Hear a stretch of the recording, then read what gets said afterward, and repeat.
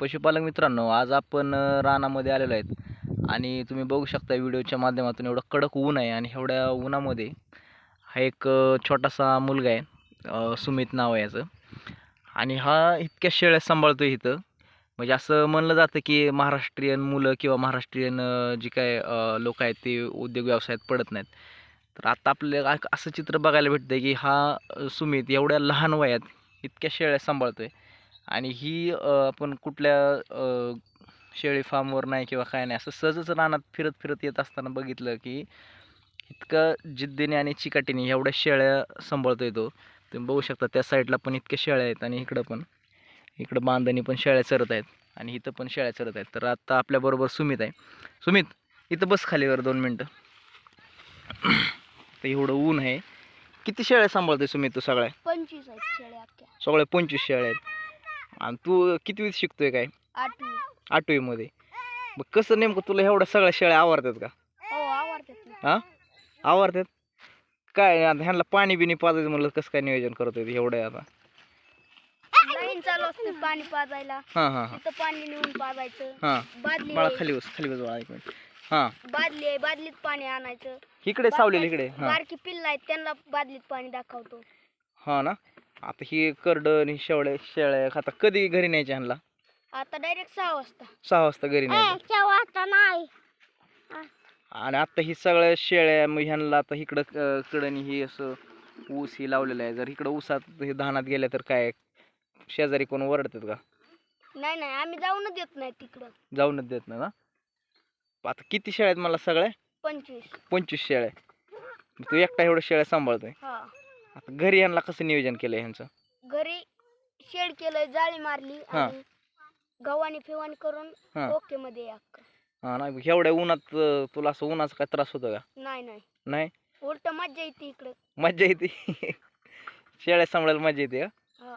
हा, बरं. म्हणजे आता तुला म्हणजे शेळ्या सांभाळायला एकदम भारी वाटतंय. म्हणजे ही एक व्यवसाय म्हणण्यापेक्षा तुला आवडच आहे म्हणा शेळ्या सांभाळायची छान मध्ये. हा, आता ह्यात बोकडे किती आहेत?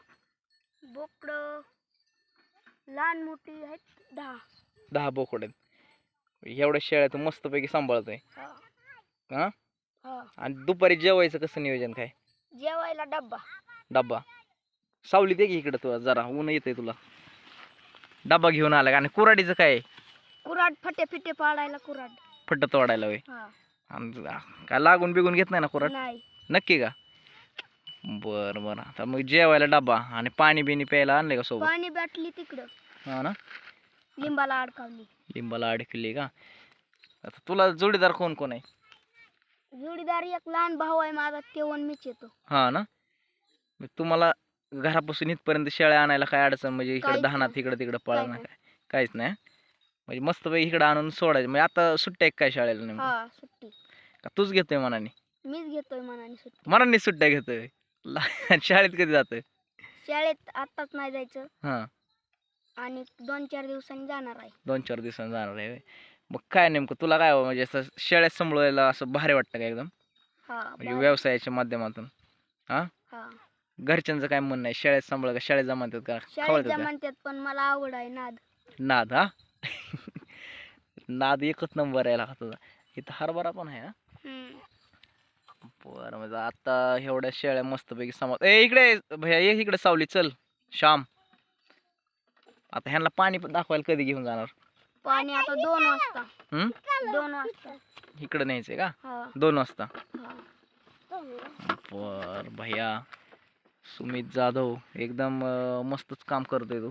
एवढ्या शेळ्या सांभाळायचं म्हणजे काही जोक नाही. म्हणजे चांगल्यांचा घाम काढतात अशा शेळ्या. मुक्त संचारच्या जर पाळायच्या शेळ्या म्हणलं तर इकडं पळ तिकडं पळ. ह्यांना चारा आहे. घरी गेल्यावर काय चारा बिराट ह्यांना खुराक बिराक काय? खुराक फक्त पेंड आणि भुसा मकाचा. पेंड आणि भुसा. हा ना. बर. पेंड आणि भुसा. चला तिकडं पण शेळ्या येते. बर बर बर. तर पशुपालक मित्रांनो, तुम्ही बघू शकता असा एक छोटासा मुलगा आहे की त्याची एवढी जिद्द आहे की ते मस्तपैकी शेळ्या सांभाळतोय. मग शाळा पण शिकतोय आणि शेळ्या पण सांभाळतोय.